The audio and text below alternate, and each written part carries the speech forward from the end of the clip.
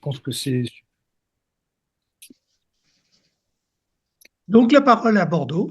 Je ne sais pas comment vous vous organisez, mais vous avez à peu près 20 à 30 minutes pour cette présentation qui sera suivie d'un échange de questions-réponses. Moi, je peux peut-être commencer par vous dire pourquoi est-ce qu'on a mis ça en place. Et puis ensuite, Marine vous fera une présentation finalement du dispositif tel qu'il fonctionne aujourd'hui. Et puis après, à deux voix, je vous propose qu'on vous fasse un petit peu un retour d'expérience sur la façon dont ça fonctionne et sur les éléments qui nous paraissent intéressants ou bloquants aujourd'hui dans le dispositif. Donc, on a mis en place un dispositif d'interpellation citoyenne qui est opérationnel depuis décembre 2023. La raison pour laquelle on a souhaité mettre en place ce dispositif, c'est que c'était pour nous une nouvelle façon finalement de faire participer les habitants, considérant que euh, ils avaient aussi la possibilité de proposer des projets, de proposer des idées, en plus du fait du fait de nous amener des éléments de critique finalement et de remise en question de la politique que l'on pouvait mener ou de l'organisation de l'organisation de la ville, telles que les pétitions le font généralement. Donc pour nous, c'était une façon finalement de créer un nouveau cadre qui soit un cadre qui permette finalement aux habitants aussi d'avoir un traitement équitable de leurs interpellations, c'est-à-dire qu'en mettant en place un dispositif tel que celui qu'on va vous présenter tout à l'heure, on s'assurait aussi que quel que soit j'allais dire, l'origine de l'interpellation, on allait lui donner un traitement qui soit un traitement alors plus qu'équitable, hein, puisque c'est un traitement égal. Donc ça, c'était aussi un élément important. Un autre élément important, c'est qu'on considère aussi qu'aujourd'hui, dans la participation citoyenne, il est important de diversifier les formats qui sont proposés, les formats de participation qui sont proposés aux habitants, parce que finalement, la diversité de la population qui compose une ville montre aussi une diversité d'envie de participer et dans des modalités différentes. Donc, on va avoir ceux qui vont avoir envie de participer plus sur des formats projets, d'autres plus sur des politiques publiques en participant à des événements, des consultations ou des concertations plus importantes. Et puis, on a ceux dont on sait qu'ils sont porteurs de pétitions. Et donc ça, c'était aussi important de les prendre en compte. Et puis on a aussi ceux qui pourraient être porteurs d'une d'une idée forte pour la ville, mais sur lequel il y a aujourd'hui pas de mécanisme qui permet à ces personnes-là de proposer un sujet à l'équipe municipale en place. Et donc l'interpellation, c'est son objectif au-delà de la pétition classique, c'est d'amener un sujet qui peut être, alors on verra sur les éléments très techniques, mais d'amener un sujet au conseil municipal et de faire en sorte que, et ça c'est l'engagement qu'on avait pris, que monsieur le maire avait pris, de faire en sorte que ce sujet s'impose finalement au conseil municipal en faisant en sorte que s'il a 4000 signatures, s'il réunit 4000 signatures, il puisse être automatiquement inscrit comme sujet au conseil municipal avec les habitants porteurs de l'interpellation qui viennent présenter en conseil municipal leur sujet d'interpellation. Donc, pour nous, c'est vraiment un dispositif qui rentre dans le cadre de l'ensemble de ces outils. Et il y en a bien d'autres hein, que je n'ai pas cités, mais c'était pour citer un petit peu les différents types d'outils qui sont aujourd'hui à disposition des habitants pour interagir avec la ville et avec leur environnement et avec le commun. Euh, et donc, euh, c'était vraiment important pour nous qu'on le mette en place et dans la façon dont on l'a présenté aux habitants, on a vraiment présenté comme comme un outil de construction et de réflexion commune, finalement, comme un outil de dialogue, parce que ça, c'est aussi un élément qu'on a mis en avant, c'est-à-dire que pour nous, la pétition, c'est pas un problème, c'est le début d'une solution entre des habitants qui ont quelque chose à partager avec la ville et la ville elle-même. Donc, donc c'est pour ça aussi que ce dispositif d'interpellation, il est intéressant parce que non seulement il traite les problèmes rencontrés par les habitants, mais il peut aussi être amené à traiter des propositions de modification dans le fonctionnement ou d'idées nouvelles de politique publique. Donc voilà pourquoi est-ce que finalement on a souhaité mettre en place ce dispositif d'interpellation. Et ce que je vous propose avant peut-être qu'on fasse un retour sur ces 5-6 mois d'expérience, c'est que Marine vous présente que la façon dont on l'a organisé à Bordeaux, parce que on s'est rendu compte que chaque ville finalement lui a donné une couleur particulière. Et donc je pense que c'est important qu'on vous explique comment ça fonctionne à Bordeaux, de manière à ce que après, quand on va passer sur la partie plus euh, bah, retour d'expérience, que vous ayez les éléments en tête. Je ne sais pas si vous avez lu, Marine nous Ouais, dit qu'elle ne peut pas partager, c'est peut-être parce qu'elle n'est pas en... c'est bloqué. Ah, si, là, c'est bon maintenant. Merci. Voilà, c'est super. Ta, ta, ta.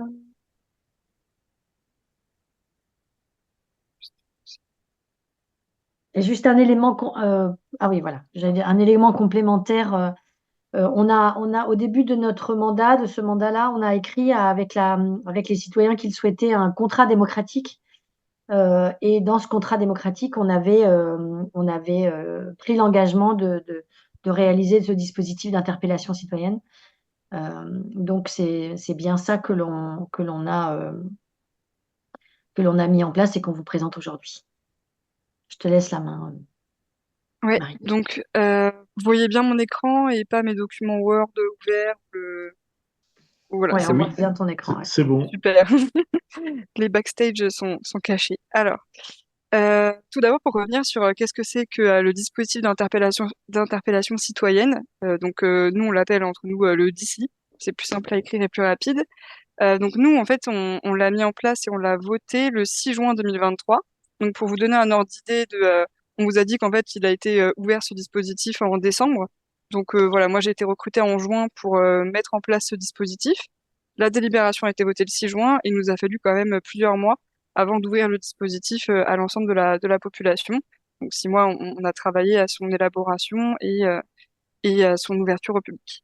Il permet donc aux citoyens et aux citoyennes de plus de 16 ans qui résident ou travaillent à Bordeaux, ainsi qu'aux associations qui siègent à Bordeaux, qui sont des associations déclarées, je le précise, de pouvoir adresser une requête, une demande, un problème, une nouvelle idée à la ville, sur tout sujet qui relève de la vie locale, en fait.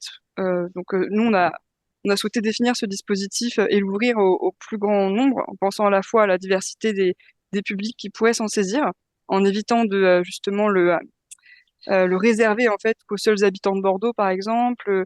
Voilà, on a souhaité avoir un dispositif qui s'adresse au plus grand nombre et également d'avoir un dispositif qui ne se limite pas, comme c'est le cas dans certaines villes, aux compétences municipales. Donc en fait, on a souhaité avoir une définition, la définition de tout sujet qui concourt à la vie locale. Finalement, ça nous permet d'ouvrir le plus possible les sujets sur lesquels on pourrait avoir des propositions. Donc on pourrait potentiellement avoir des propositions qui relèvent, par exemple, des compétences de la métropole ou d'une autre collectivité. Et dans ce cas-là, c'est à nous, en tant que ville, de faire un travail d'accompagnement, soit à la reproblématisation auprès de la personne qui dépose l'interpellation, aussi de la prévenir et de faire un travail de pédagogie, en fait, vis-à-vis de ce qui est possible de faire, nous, en tant que ville, avec les compétences qu'on détient. Donc voilà, je ne rentre pas trop dans le détail, mais ça vous propose déjà quelques éléments de contexte. Et donc nous, les interpellations, on les reçoit pas exclusivement via la plateforme, mais elles sont toutes dans l'ensemble mises sur la plateforme une fois qu'elles sont ouvertes au soutien. Donc le dispositif d'interpellation citoyenne, il nous permet donc d'interpeller les représentants de la ville de Bordeaux et les services sur les sujets qui relèvent de la vie locale ou de l'action municipale. Et également, lorsque l'interpellation atteint 4000 signatures, comme l'a précisé Tiffaine, L'objectif, c'est finalement de mettre à l'agenda un nouveau problème public qui serait en fait expérimenté, vécu par les citoyens et les personnes qui travaillent à Bordeaux. Et donc l'idée, c'était aussi d'avoir la possibilité de mettre à jour en fait et de publiciser de nouveaux sujets, peut-être, des préoccupations de la part des citoyens via ce système d'interpellation pétition, afin aussi nous de voir concrètement quels sujets préoccupaient les Bordelais, Bordelaises via ce système d'interpellation. Et donc c'est aussi un levier, on pense, qui permet aussi de mettre à l'agenda politique parfois de nouvelles questions qui préoccupent les citoyens et les citoyennes, et qui peut-être enfin que nous on n'avait pas forcément perçu. Donc c'était ça aussi l'objectif. La création de dispositifs d'interpellation, elle s'est faite en plusieurs étapes. Donc je le précise rapidement. En décembre 2020, euh, le dispositif d'interpellation était déjà inscrit dans le règlement du conseil municipal. C'était un souhait de la nouvelle majorité en place. Et donc elle a été à l'origine de la création de dispositifs d'interpellation. En février 2022, nous, on a un contrat démocratique qui précise les ambitions de la ville en termes de dispositifs à créer, d'ambitions démocratiques, de relations entre les acteurs de la démocratie permanente et la ville de Bordeaux. Et donc, dans ce contrat a été réaffirmée la volonté de créer ce dispositif. Et ensuite, juin, délibération et décembre, ouverture du dispositif qui a été accompagnée par une grande campagne de communication. Vous avez vu l'affiche tout à l'heure sur le diaporama qui en fait était sur tous les panneaux d'affichage de la ville. Donc je le précise parce que c'est un choix aussi qui a été fait et toutes les villes qui ont mis en place un dispositif d'interpellation n'ont pas forcément fait cette même démarche de communication par choix, enfin ou enfin chacun a fait un peu à sa méthode.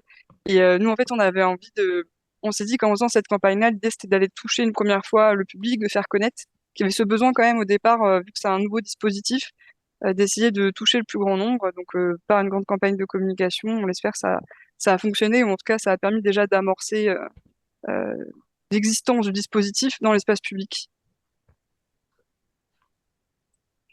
Alors là, on arrive sur le détail de notre dispositif, à quoi ça ressemble, donc notre dispositif d'interpellation citoyenne. On a donc d'abord une idée, les citoyens qui veulent interpeller la ville sur un sujet, une problématique qui relève de la vie locale, je ne reviendrai pas là-dessus. Le dispositif est ouvert à un trio de personnes. Donc ça, je ne l'ai pas précisé en plus du fait d'avoir 16 ans, d'habiter ou de travailler à Bordeaux.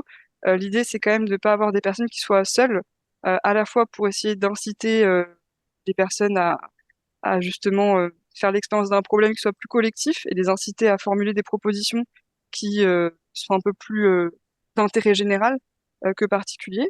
Donc, d'où les trois personnes, mais également pour avoir déjà un petit collectif de personnes qui soient ensuite susceptibles d'aller récolter des signatures. On reviendra dessus juste après, mais voilà, c'est être trois, en fait, ça va plus vite parfois pour obtenir des signatures que tout seul. Donc voilà, c'était l'idée d'avoir déjà un petit collectif d'habitants enfin, qui se, qui se réunissent pour porter l'interpellation. Et donc sinon, c'est ouvert aussi à trois personnes d'une même association. En ce qui concerne les dépôts, on a la possibilité, ça c'est possible aussi dans plusieurs villes qui expérimentent ce dispositif, de déposer les interpellations soit sur la plateforme directement, Bordeaux Participation, donc c'est la plateforme de la participation citoyenne de la ville de Bordeaux, soit par mail aussi, on peut en recevoir, ou alors par bulletin papier, qui sont disponibles à l'hôtel de ville et qui sont aussi disponibles en ligne. Voilà. On a reçu pour l'instant une seule interpellation au format papier, donc voilà, qu'on nous a envoyé par la poste, qu'on a reçu, et ensuite ça nous a permis de rentrer en contact avec la personne qui nous avait interpellé pour l'aider à mettre son interpellation en ligne. Ça, c'est une possibilité. La ville ensuite, une fois que nous on reçoit des interpellations, on a environ un mois pour être franche avec vous, jusqu'à aujourd'hui, des fois, ça peut prendre un peu plus de temps parce que, voilà, le temps de prendre contact avec la personne, le temps que la personne trouve, parfois, elle en a pas, elle a déposé toute seule son interpellation et elle trouve deux autres personnes pour l'appuyer dans son interpellation. Voilà, le temps que tout ça se mette en place, on peut prendre un peu plus de temps. Et nous, en fait, en tant que service à la ville, on vérifie si l'interpellation remplit plusieurs critères. D'abord, si elle est légale, si elle revêt bien un intérêt collectif, non lucratif, si elle n'est pas discriminante ou injurieuse, et si elle concerne effectivement la vie locale, l'action municipale. Pour l'instant, nous, les interpellations qu'on a reçues sont globalement toutes sur des sujets qui sont recevables dans notre dispositif. Par contre, c'est en termes du trio de 3 personnes, où là, en fait, enfin, du trio de personnes, où en fait, souvent, on n'arrive pas à atteindre ce trio-là, et souvent, c'est des personnes seules qui nous interpellent. Donc, voilà pour les petites précisions. Une fois que l'interpellation est mise en ligne et qu'elle respecte bien l'ensemble de ces critères, elle est ouverte aux signatures sur une durée minimale de 3 mois jusqu'à 6 mois sur demande. Si elle est irrecevable, elle est archivée en ligne, mais pour l'instant, on les a pas encore archivées en ligne, puisque voilà, en tant qu'expérimentation, ça nous pose question en termes de comment on aménage le site ensuite pour que les interpellations ouvertes soient encore visibles.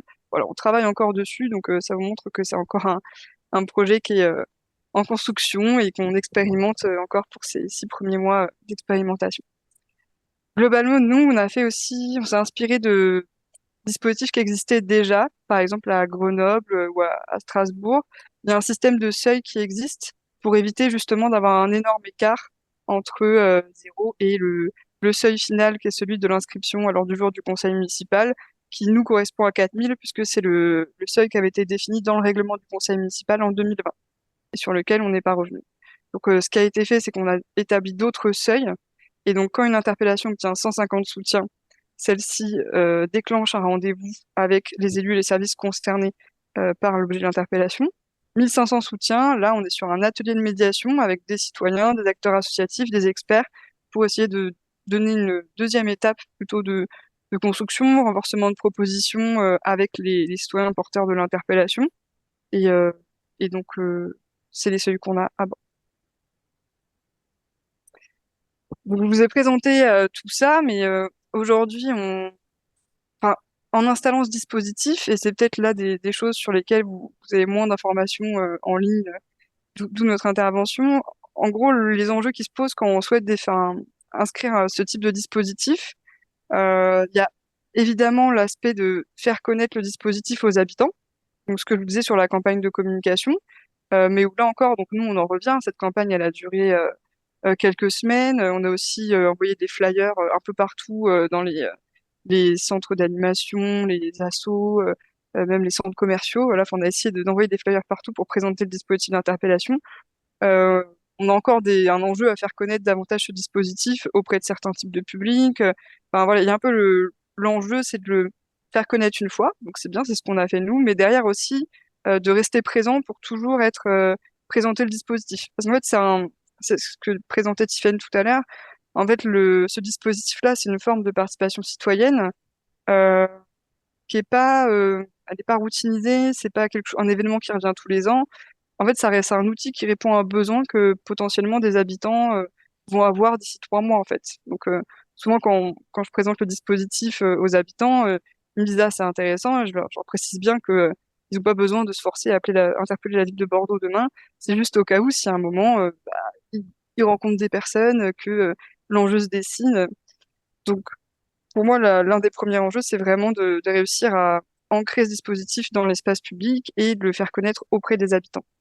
Le second enjeu, et qui est très important, sur lequel on travaille actuellement, c'est d'accompagner les dépositaires. Dépositaires, j'entends les personnes qui déposent les interpellations. En fait, l'enjeu, c'est de les aider à la fois reformuler parfois certaines propositions, d'essayer de les accompagner dans... il y a un enjeu un peu aussi de communication qu'on travaille avec eux sur comment faire une proposition qui parle au plus grand nombre. Donc nous, en fait, moi je les appelle, ces personnes qui déposent des interpellations, et on discute avec ensemble pour définir, savoir comment on reformule certains aspects, qu'est-ce qui pourrait être intéressant à rajouter ou pas, quel titre on trouve pour que ce soit accrocheur. Donc nous, on est présent à la fois au moment du dépôt et ensuite, une fois que les personnes sont doivent aller chercher donc là les soutiens, on se fait des rendez-vous régulièrement pour essayer de les accompagner au mieux, pour savoir quels espaces cibler, quelle stratégie on peut avoir dans la communication qu'eux vont avoir de leur interpellation auprès des autres. Mais là, c'est encore quelque chose qui est en chantier et sur lequel on aimerait bien poursuivre et renforcer ce travail d'accompagnement dans les prochains mois. Dernier enjeu important aussi, c'est d'ancrer le dispositif dans les pratiques de l'administration. J'entends par là que dans l'interpellation citoyenne, nous, de notre côté, on a aussi un devoir de réponse. Je précise réponse, c'est que en fait on a précisé tout en long que en fait des interpellations, si on nous adresse une interpellation et qu'on on a un rendez-vous à 150 signatures par exemple avec les élus et services, ça vaut pas mise en œuvre du projet ou de l'interpellation qui est proposée. Par contre, ça vaut obligation de réponse de la part de l'administration sur ce qu'elle peut potentiellement met déjà en œuvre, sur ce qu'elle ce qu'elle a déjà engagé, ce qu'elle pourrait engager, ce qu'elle ne souhaite pas engager. Et déjà, ça permet d'amorcer un dialogue qui est transparent et clair vis-à-vis de la personne qui a déposé son interpellation. Ce dialogue, il fait l'objet d'un compte rendu qui est ensuite mis en ligne sur la plateforme. On n'a pas encore eu l'occasion d'expérimenter cet atelier-là. On va avoir bientôt l'occasion de le faire puisqu'on a une première interpellation qui a atteint le seuil des 150 soutiens. Et donc là, on pourra mettre en ligne, une fois que l'atelier aura eu lieu, le compte-rendu de cet échange qui soit transparent et puisse servir à d'autres personnes qui souhaiteraient interpeller la ville de Bordeaux sur le même sujet. Et donc, ancrer le dispositif dans la pratique de l'administration, ça signifie aussi de travailler avec les services, autres que ceux de la démocratie participative, pour justement, si on a une interpellation qui porte sur la propreté, ce qu'on a souvent sur le stationnement, que on puisse impliquer dès le départ, au plus tôt possible en tout cas, les services dans le traitement de cette interpellation, afin qu'une fois qu'on ait le rendez-vous avec les dépositaires, on puisse avoir une réponse qui soit claire de l'administration, et d'avoir une administration aussi qui soit préparée à ce type d'échange qui, pour nous, avaient déjà lieu, en fait, en dehors du dispositif.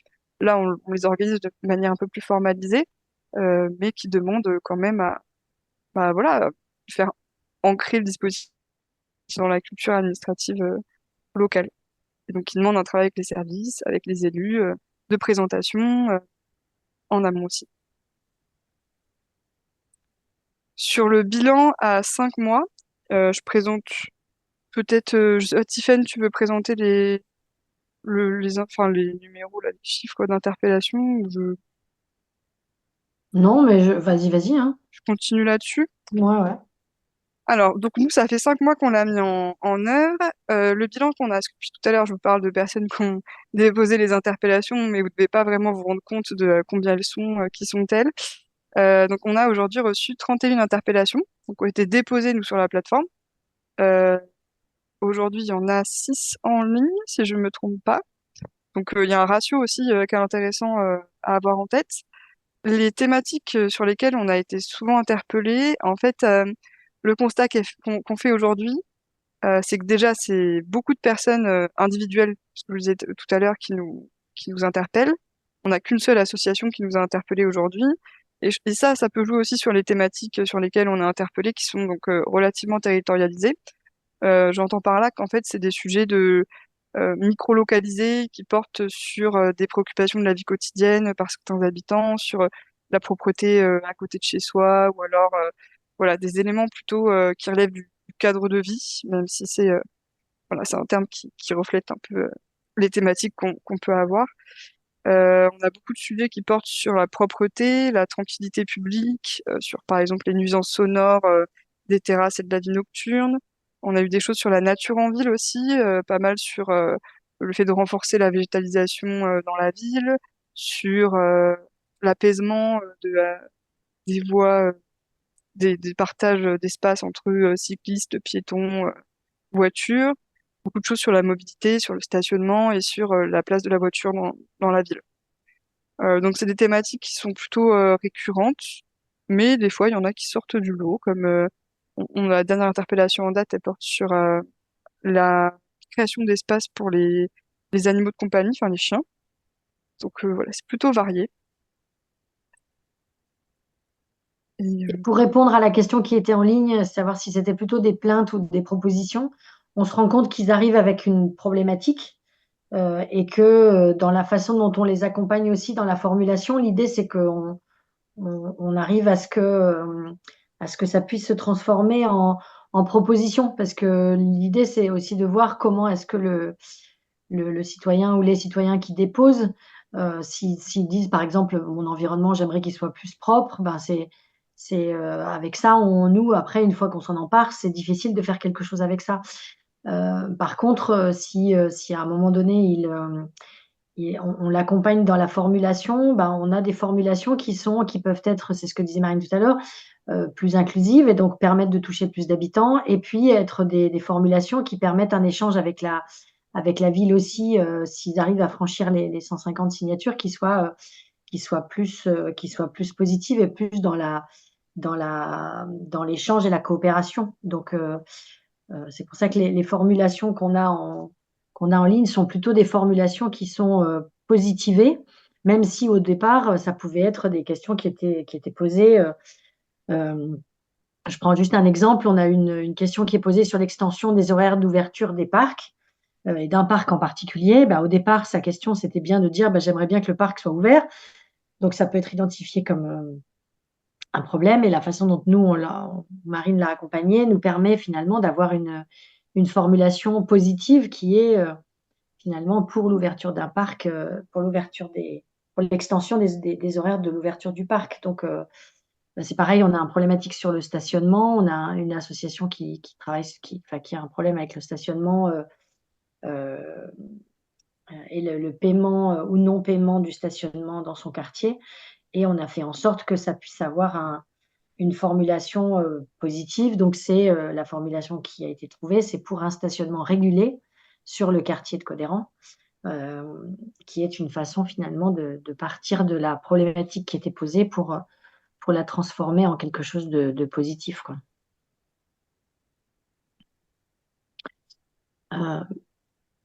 Il y a une Alors, autre question dans le chat, c'est ouais. pourquoi combien de plus de 16 ans? Ça, moi, je peux avoir le chiffre quelque part, mais je les ai pas précisément en tête. Et pourquoi 4000 signatures? Alors, les 4000 signatures, c'était un engagement qui était pris, c'était un engagement municipal qui avait été pris, et c'était une estimation d'un seuil au regard un petit peu de ce qui se faisait dans les autres villes, d'un seuil qui pouvait permettre finalement à la fois d'être suffisamment bas pour qu'on soit sûr que ce soit réalisable et qu'on puisse arriver à avoir des sujets qui soient instruits au conseil municipal, et à la fois pas trop bas non plus, de manière à ce que ce soit pas je veux dire que le conseil municipal, qui est déjà à Bordeaux, qui est très très long, parce que vu notre organisation fait qu'on a des conseils municipaux qui sont très très longs. Donc l'idée, c'était de se dire qu'il fallait que ce soit, pas trop bas, parce qu'on avait aussi les autres espaces de médiation, et que pour nous, le fait de l'inscrire au conseil municipal, il fallait qu'on soit sûr que c'est un sujet qui interpelle bien une part significative des Bordelais, Donc voilà, c'est ça qui a prévalu à ce 4000 signatures, et c'est un élément là justement de retour d'expérience. On s'est donné, on a tout de suite posé le dispositif d'interpellation comme un dispositif expérimental, donc en se donnant 1 an pour l'évaluer, et pour pouvoir être en capacité de modifier les choses qui le nécessiteraient.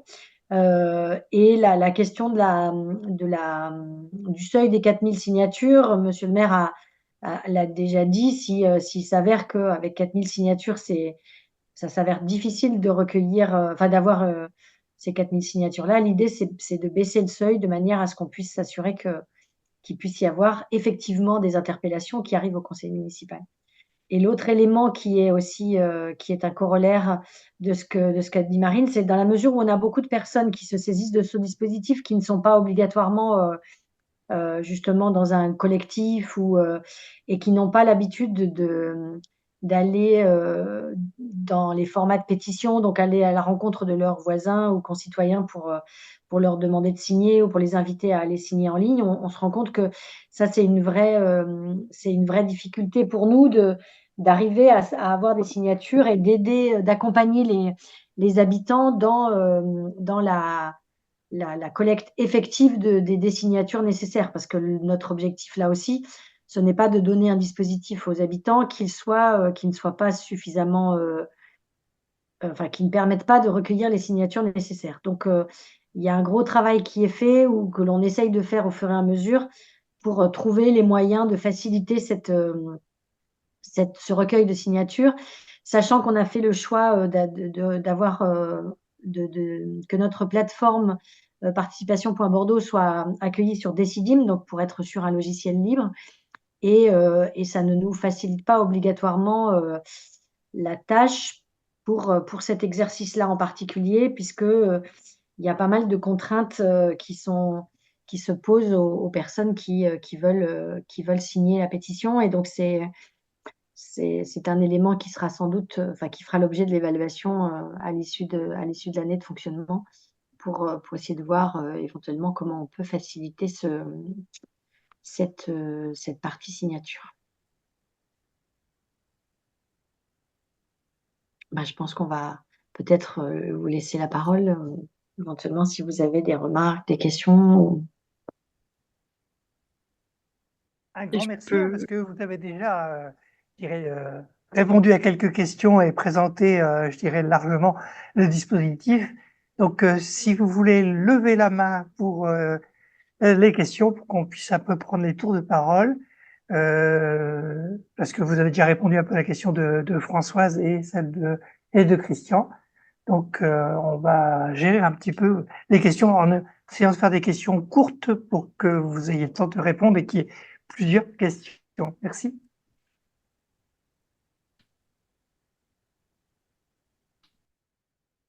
Alors, je vais juste démarrer. Est-ce qu'il y a d'autres dispositifs de ville qui vous ont inspiré pour cette mise en place?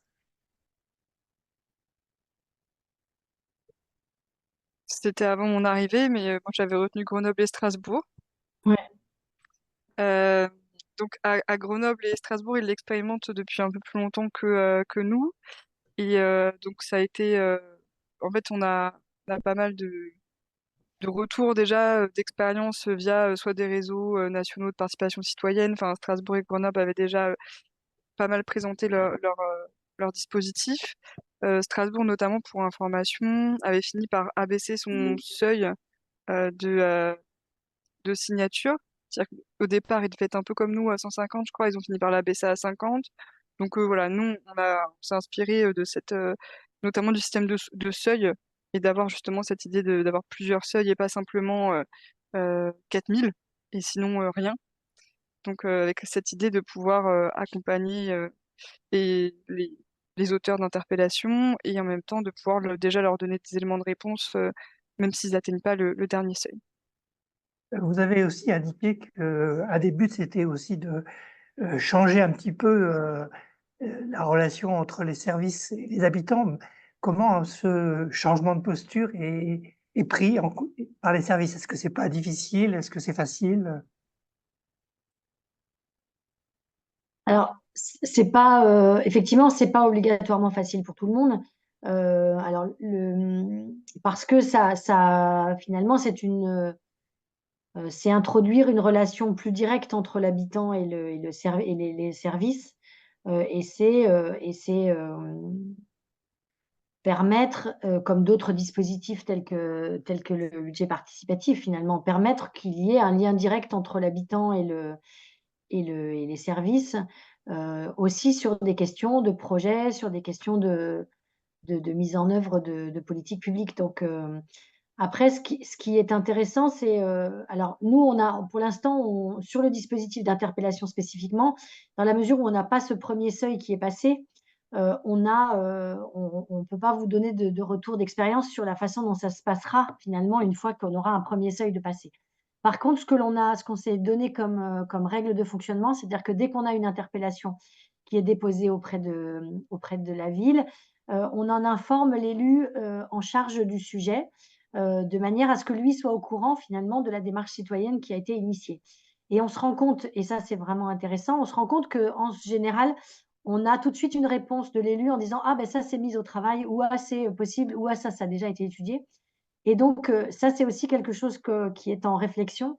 C'est pour les pétitions, enfin pour les personnes qui déposeraient une interpellation et qui n'arriveront pas au seuil fatidique des 150, c'est comment est-ce qu'on fait quand même pour partager ce niveau d'information avec elles, parce que même cette information-là, elle peut être très riche à partager avec eux. Donc, on se rend compte que finalement, cette question directe et ce lien direct, il me semble qu'il va être riche, et intéressant et aussi pour nos concitoyens, le fait de voir un peu comment fonctionne l'administration, ça c'est aussi un élément qui est important. Donc oui, ça se fait pas facilement, mais ça fait partie des outils qui permettent justement de modifier ce rapport entre administration, élus aussi, hein, parce que les élus aussi se disent: «Mais finalement, quid des projets qui sont pas pile poil ceux auxquels j'aurais pensé?» Et donc c'est finalement tout le monde qui est un petit peu requestionné, la place de tout le monde qui est requestionnée, et ça c'est vraiment riche. Je sais pas si tu veux apporter un complément, Marine, par rapport à ce que tu vois avec les services? Hum, Non, c'était plutôt sur ce que tu disais sur le fait que l'interpellation, en fait, finalement, aujourd'hui, elle peut aussi représenter une sorte de porte d'entrée vis-à-vis de la collectivité et de la ville, en fait. C'est-à-dire que des personnes qui n'auraient peut-être pas su quel service cibler précisément, quel élu, qui connaissent pas forcément leurs élus de quartier, nous, notre objectif, et ce qu'on a déjà amorcé avec cette campagne de communication, c'est que le dispositif d'interpellation, finalement, bah, des fois, les gens ont pas forcément même envie de faire une pétition, ils ont juste une question, et en fait, ça devient une nouvelle, entrée, pour établir des relations entre, les habitants et la ville, les services et les élus. Même, par-delà, en fait, le système, du dispositif qu'on propose, et donc ça, c'est aussi intéressant parce que ça permet de formaliser aussi de nouvelles relations avec, les habitants, qui passent pas ni directement par les élus, ni directement par les services thématiques, et ça peut être une porte d'entrée intéressante, et c'est ce qu'on a découvert aussi en le mettant en place et au cours de l'expérimentation. Ensuite, François s'était inscrit pour une question, puis je laisserai la main à Julien parce que je dois animer une réunion à 14 heures sur Ah oui, d'accord. forum des usages coopératifs. François, à toi. Oui, moi je voulais juste deux petites choses. Est-ce que vous avez noué des partenariats avec des médias locaux, presse ou radio, des choses comme ça, qui pouvaient vous permettre justement d'étoffer un petit peu cette diffusion de cette information et aussi peut-être de drainer justement des personnes sur ce dispositif?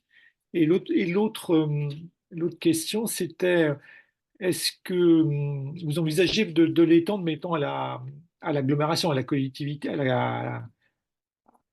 quelque chose de plus grand et qui est peut-être le bassin de vie en fait voilà, des personnes. Voilà. Alors pour répondre à la première question, quand on a fait le lancement, il y a eu on a essayé d'y faire une petite couverture presse, mais c'est pas un partenariat de long terme. Oui. Par contre, ce qu'on essaye de faire aussi, c'est qu'on essaye de faire connaître aussi ce dispositif, aux centres d'animation, aux centres sociaux, Mhm. à des espaces comme ça plus permanents, de manière à ce qu'eux puissent l'avoir en tête. Heu et puis on essaye d'en parler aussi, régulièrement, ou au moins d'avoir un espace en conseil de quartier, de manière à ce que ça puisse être, diffusé. Mais ce que disait Marine tout à l'heure sur l'enjeu de continuer une sorte de communication continue, de manière à ce que les habitants, jusqu'à ce que les habitants aient ce Inté- dispositif en tête, je pense que ça va prendre du temps et il va falloir qu'on reproduise, régulièrement, l'information, la diffusion de l'information. On se posait d'ailleurs la question de savoir comment on pouvait communiquer sur les interpellations existantes, de manière à pouvoir, se servir de ça pour faire de la communication continue. Heu, voilà, et ça fait partie des éléments qui sont en réflexion, et à l'échelle de l'agglo, pour l'instant, j'ai pas entendu parler de ça. Ok, Et merci. comme moi, je suis pas élue à l'agglomération, je sais pas si c'est à l'ordre du jour ou si c'est en réflexion.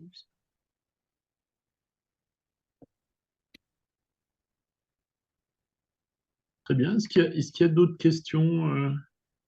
N'hésitez pas à lever la main.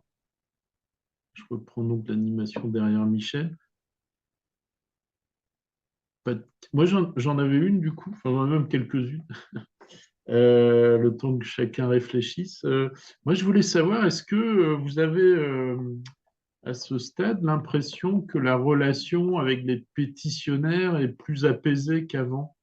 Est-ce que le fait de proposer un dispositif rend les gens plus détendus? Parce que on imagine qu'en mairie, sinon, quand la pétition arrive, les habitantes ont déjà eu le temps de monter en pression et c'est peut-être pas toujours facile le rapport avec eux. Est-ce que le fait d'officialiser le fait de vous interpeller, ça apporte une forme d'apaisement ou de respect, enfin, ou pas du tout?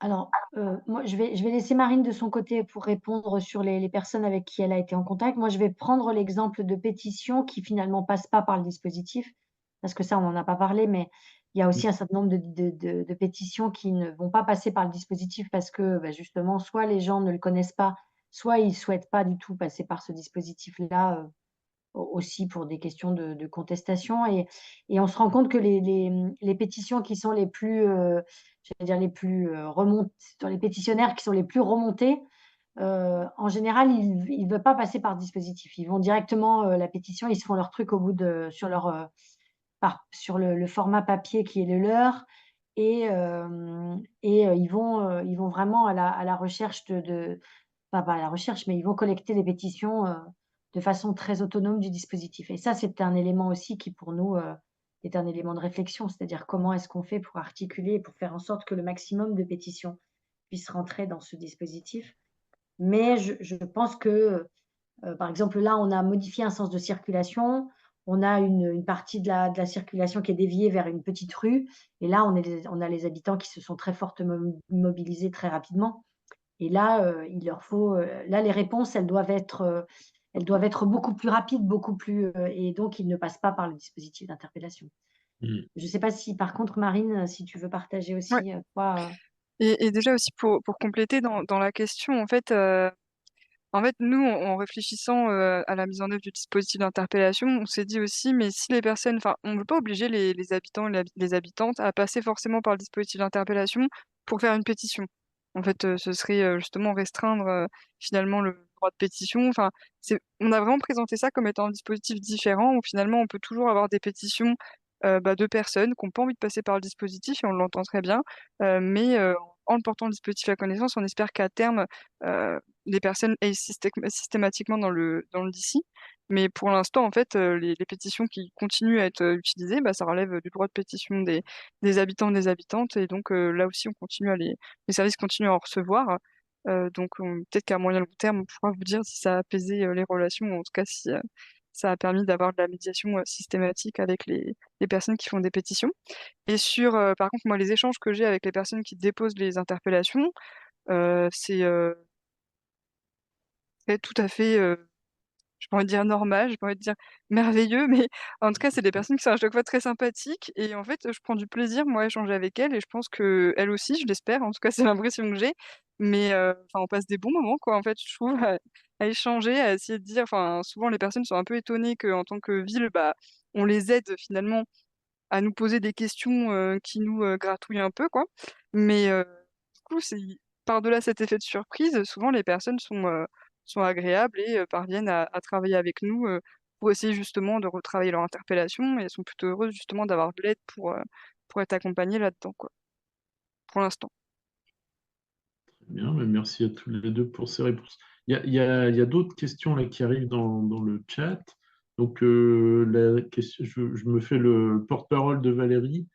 Vous, comment sont recueillies les signatures, uniquement par Internet ou sous papier, sous quel format? Et c'est vrai que c'est une question que nous avait posée en amont Michel aussi, de savoir quelles conditions, quelles obligations.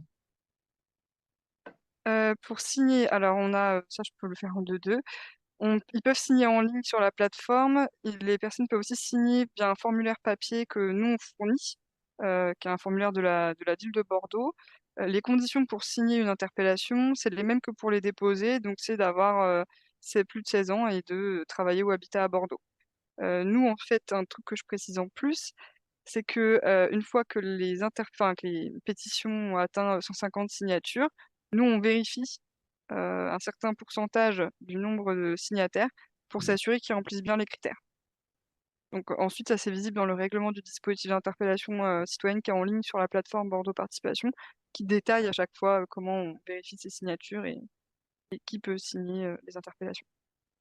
Donc, il n'est pas besoin d'envoyer une copie de sa carte d'identité ou de comment vous fonctionnez. C'est sur le bon, enfin, je me rappelle plus du bon terme, mais La vous confiance. faites confiance Ouais. aux pétitionnaires. Je ne dirais pas ça, puisque je dois quand même leur demander, quand ils déposent l'interpellation.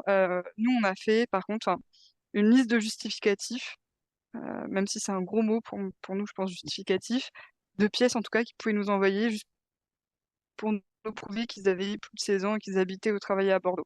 On a fait une liste qui est très exhaustive et qui est consultable sur la plateforme Bordeaux Participation et dans le règlement. Du coup, ils peuvent nous envoyer une facture d'EDF, mais ils peuvent aussi nous envoyer, je sais pas, un permis, un truc. Bon, souvent sur la question de la carte d'identité, elle nous aurait été utile pour savoir pour savoir s'ils ont plus de 16 ans. Donc souvent, les personnes que j'ai au téléphone ont des voix très graves et très, ou alors voilà, on se rend bien compte elles ont pas 14 ans. Donc pour l'instant, je n'ai pas eu besoin de vérifier via les pièces d'identité, mais globalement, c'est surtout les justificatifs de domicile qui nous permettent, ou de travail. Parfois, j'en ai eu pour vous dire qu'elle travaillait à Bordeaux. Donc il y a quand même cette étape qui est certes un peu bureaucratique, mais qui permet quand même d'avoir un dispositif qui est cadré sur des habitants et habitantes, les personnes qui travaillent à Bordeaux. D'accord. Et pour la Sachant que partie ça, juste une signataire, précision, ça concerne les personnes qui déposent. oui, Et pour les signataires, c'est ce que disait Marine, après la vérification des signataires, elle se fait sur tirage au sort des personnes. Si par exemple on arrive à 150 signatures, on fait un tirage au sort de 10% des signatures et là on vérifie Mm, mm. finalement uniquement les personnes qui sont tirées au sort. Et c'est pour ça qu'il y a des informations qui sont demandées qui sont un petit peu difficiles à obtenir, comme soit une adresse mail, soit un numéro de téléphone, parce que c'est le seul moyen pour nous de revenir vers les habitants une fois qu'ils ont signé la pétition et enfin l'interpellation, et on a un certain nombre de, de citoyens qui sont réticents à mettre ces informations. Et ça fait partie des éléments qui sont un petit peu problématiques parce que ça invalide pour nous un certain nombre de signatures, alors que les personnes se sont vraiment plutôt engagées, quoi. Mais c'est vrai que bah, c'est le moyen que l'on teste cette année et dont on vérifiera la pertinence à la fin de l'année. très bien. Il y a d'autres questions qui apparaissent dans le fil, là. Si une pétition n'obtient pas le nombre de voix nécessaires, envisagez-vous de travailler quand même sur le sujet proposé si vous y voyez un intérêt pour la collectivité?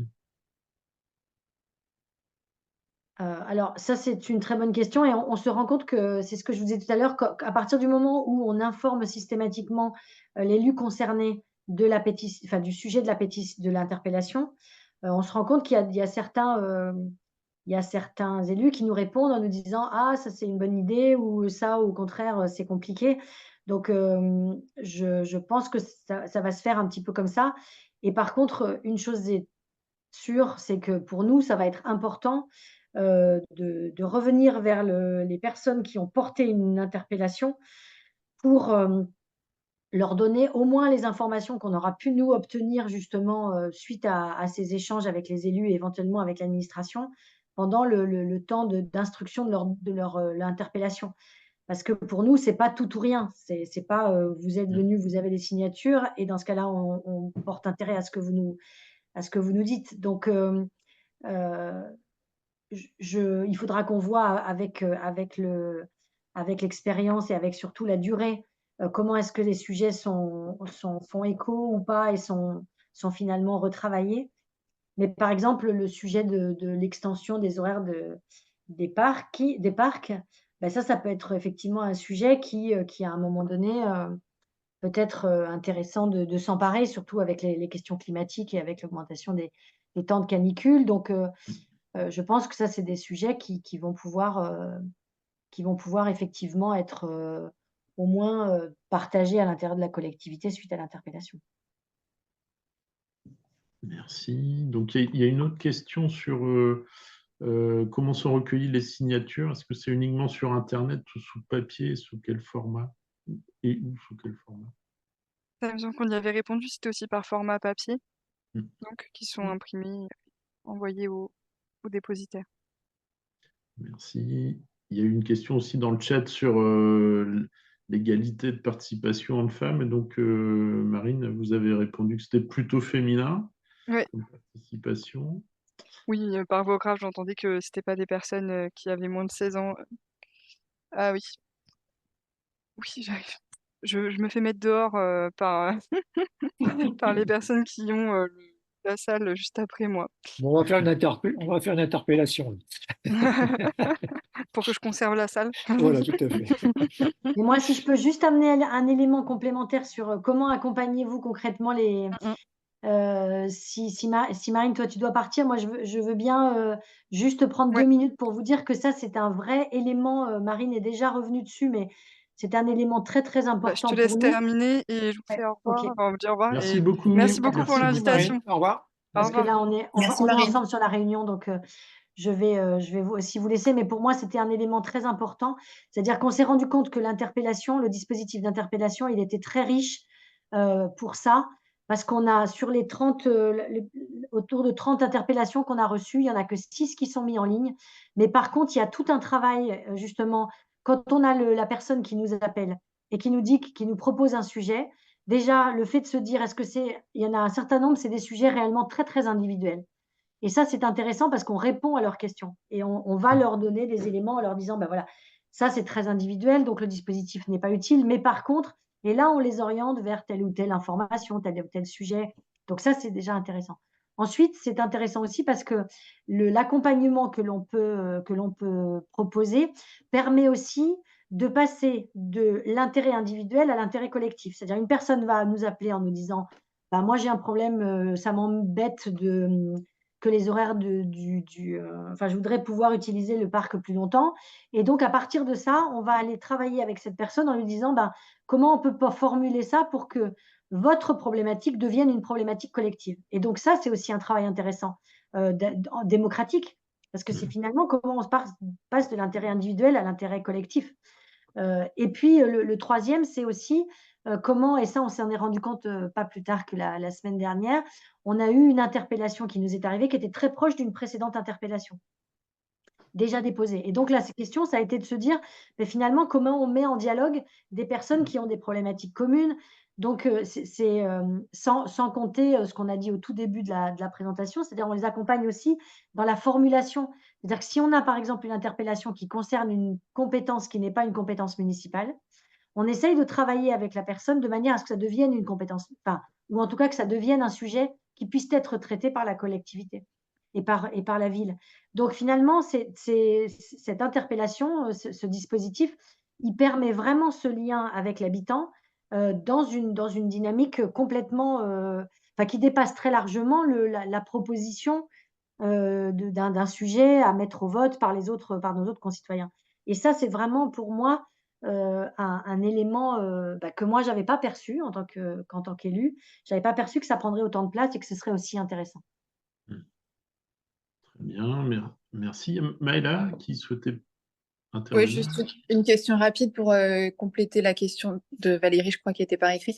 Ça veut dire que c'est le poste de Marine à temps plein qui est consacré au DC et il n'y a personne d'autre avec elle ou en dehors des élus, j'entends? Alors, Marine, elle est effectivement, c'est une partie de sa mission, mais elle n'a pas que ça comme mission. C'est-à-dire que c'est pas un temps plein du tout. D'accord. Non, c'est pas un temps plein.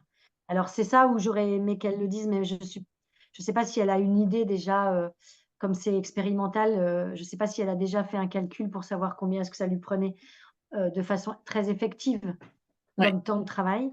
Mais une chose est sûre, c'est que quand on reçoit une nouvelle pétition, une nouvelle interpellation, ça demande du temps, ça demande du temps de suivi, ça demande du temps d'accompagnement aussi pour aider les personnes à recueillir les signatures. Et là, on n'a pas encore franchi l'étape supplémentaire qui est l'étape de organisation d'un premier de temps de médiation, où là, ça va être un temps aussi conséquent. Donc, on n'a pas trop de retour là-dessus. Et moi, c'est vrai que j'ai pas les éléments là précis de temps de travail enfin, mis à disposition de ce projet par Marine. Très Ok, bien. merci. Il y a peut-être une dernière question là, qui est apparue dans le chat et puis on clôturera le webinaire si vous voulez bien. Est-ce que ce dispositif fait consensus au sein du conseil municipal? Savoir minorité, majorité ou au sein de la majorité? Est-ce que ça grince? Non. Est-ce que c'est porté? Non, c'est tout à fait porté. Ça fait non, ça fait consensus. Ce qui est posé comme question, c'est plutôt par une partie enfin par notre opposition d'extrême gauche qui nous dit mais comment vous allez jusqu'au délibératif et comment est-ce que enfin comment vous n'y allez pas justement. C'est-à-dire que la ville de Poitiers qui vient de lancer son dispositif d'interpellation a été 4000 signatures, ça doit normalement déclencher une votation citoyenne. Et nous, on n'en a pas été jusque-là. Donc les questions qui sont posées sont plutôt dans ce sens-là que dans un sens j'allais dire de restriction finalement ou de critique du dispositif. C'est plutôt de dire, bah, finalement, voilà, là, c'est un dispositif qui est encore un dispositif de participation, enfin d'une démocratie participative et pas d'une démocratie délibérative. C'est plutôt là-dessus que les questions et que l'interpellation, enfin, ou que les discussions ont pu avoir lieu avec d'autres élus de la ville. Très bien. Eh ben, écoutez, s'il n'y a pas d'autre envie d'intervenir, on va libérer Madame Ardouin. Merci beaucoup. Je vous remercie. Je remercie la participation de tout le Merci aussi. monde. Peut-être que l'année prochaine, au bout d'un an d'expérimentation, on reviendra, on vous invitera à nouveau pour faire un bilan. Voilà, donc le webinaire, les enregistrements seront accessibles en ligne sur le site de Cohérence d'ici 15 jours, 3 semaines, je pense. Vous serez tous prévenus, de toute façon, par un email. Et puis voilà, si vous avez envie de rejoindre Cohérence, vous êtes les bienvenus, bien évidemment. Et donc, si vous voulez aussi découvrir les précédents webinaires, ils sont accessibles sur notre site internet, donc sur la commission extra-municipale et les conventions citoyennes. Voilà, et puis on vous préviendra évidemment de prochains webinaires qui seront présentés. François, peut-être un dernier mot? Au mois de juin aussi, rendez-vous à aux personnes qui sont peut-être pas trop éloignées à Pontivy pour un forum des coopérations où on abordera aussi toutes ces problématiques de participation, de coopération pour essayer de faire bouger les lignes. Voilà.